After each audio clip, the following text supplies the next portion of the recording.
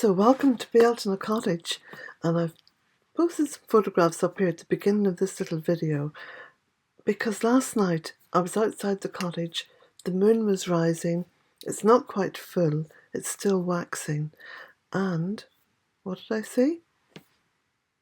The bats. Two beautiful little bats. Now I've managed to get some photographs here of them, and the shape of them, the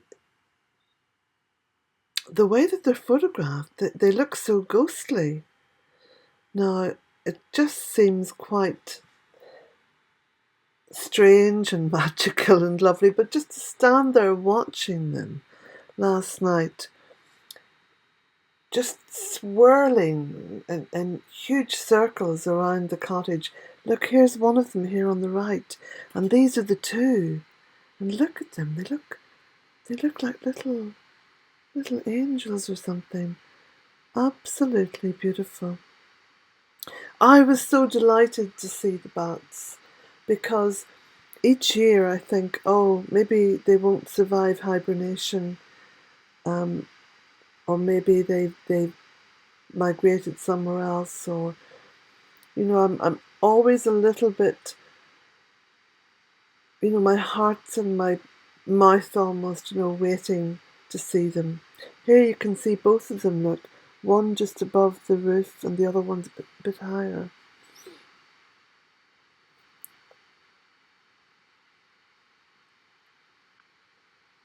And here you can see just the little bat and the shape of its wings. Rather beautiful.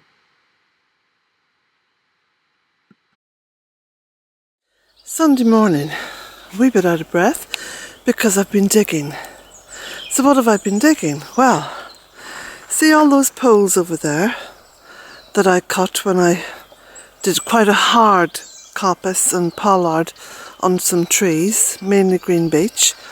I've decided, with the help of my little saw there, to make an archway, a rustic archway, because I have a rather lovely rose that I want to plant, and it's a climbing rose. So I'm putting the archway here, just show you. I'm going to do a whole little segment of videos and then put them all together so you can see how I'm doing the construction. So I'm sinking the poles about 1.5 feet into the ground. So I'll crack on. Well, I'm just sat down in the chair for a moment. I have got 3 of the uprights in. I've got 1 more to go. And what I did when I was pruning those trees, I left little bits of branches that were coming out, just little bits of them, like little stumps, little thumbnails almost, or thumbs, on the actual wood. So for example, this horizontal one is just resting, you can see where it's resting, on that little thumb and that little thumb. So I don't need to tie it in just yet. I've got the 3rd upright in, the 4th one is going to go there. It's been quite easy actually digging out the ground at this point because the bedrock, although there is bedrock, and that's really as far as those posts are going to go, about 1.5 feet, the earth is quite soft, so it's quite pliable, easy to go. Wow, look at that. Haven't seen that in a very long time. 2 jets. Wow. So, it's been pretty easy so far. It's taken me about less than half an hour to get this far. I think the time-consuming bit is when it comes to tying them all in with cord, and giving them a good wrap, and then doing some kind of trellis work, rustic trellis work between both the posts, so they all hold together. So the more I put wood on it and tie it in, the stronger this frame is going to be. And if I just walk along here, we'll see just how straight. I mean, it's rustic, so it doesn't have to be dead straight, but you can see now It's looking quite good even from this side. So, I'll crack on. Well, I'm about halfway through now because I need to tighten up the entire arch. It's fairly tight, I mean it's not going anywhere, but what I'm going to do, what I've already started, I'm going to hammer in little bits of wood down around the base, so that will really kind of strengthen it where it's coming up from the earth. And I've got some more bits of wood then to put in along the top and the sides, so the more I kind of pull it together, the more rigid it's going to be. So, I've been sitting down just for a moment, drinking some water. So here we go. I'll go down through the arch. It's just a nice height, comfortable height. And that's it from here. I think it's looking quite good already, don't you? So I'll continue working on this now. Okay, this is it from the laurel arch as I'm coming through. And I'll walk along and then come back the way so you'll be able to see it from the other side.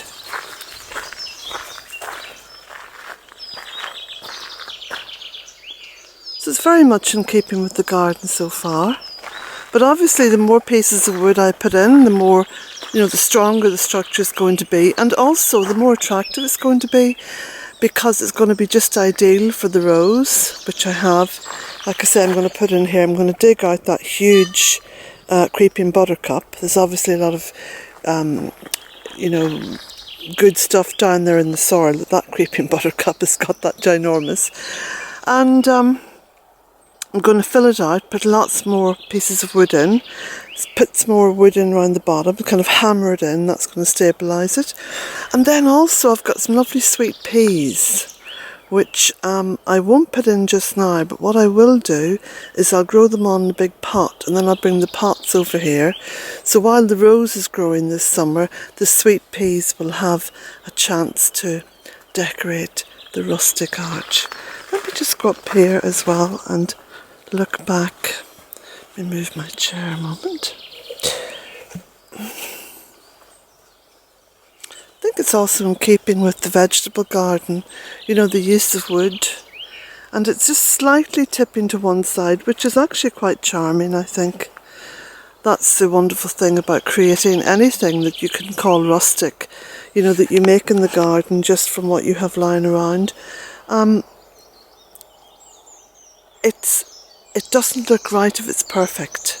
It has to be slightly imperfect, and that way it looks as though it's been there forever and ever. Well, it's virtually finished. I'll try and get a few more bits of wood and put them in there, because I've used up all the wood, imagine that. So all the wood that was cut has been put to good use, and even those little bits that I sawed off the posts the week before last, do you remember when I was doing the little wattle fencing? Well, I've managed to hammer those in as well at the bottom in order to stabilise it, you see? And I've planted the rose. I haven't taken the label off yet. That's the rose there. It's called Dorothy Perkins. So it's a climbing rose and beautifully pink. So, and I've watered it in and fed it a good bit of compost as well. So it should get going pretty quickly. So I'm very pleased with the use of these poles, because I just kept looking at them thinking, they could be useful for something rather than just burning on the stove. So there we go. So I'm just digging in along here now to kind of neaten the edge. When you start a project, one thing leads to another. So I just will give you a little glimpse of it as I back up the path.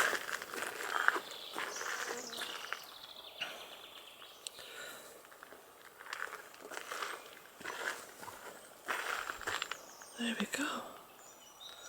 I think that fits in perfectly. And it's quite stable as well, even though it does require more cord. I only use string really. It does actually require to have more cord, you know, a nice thick cord. So I'll get some of that and go over that again. I've got plenty of time to sort of fine tune it.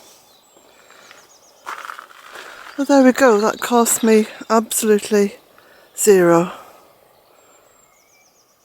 As in fact a lot of the projects here at Bealtaine Cottage, you know, over the years they haven't cost me any money because I haven't had the money to do them. So I've had to be creative. But in this instance, I just still felt the urge to be creative and create something using a surplus. So there we go. I think I deserve a cuppa. Oh, some lovely little daisies there, look at that.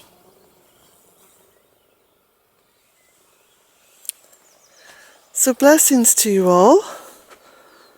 I'm just admiring all these beautiful black currants that are going to be just covering these bushes. And I've got to go and water those potatoes now because it's been a very, very hot day.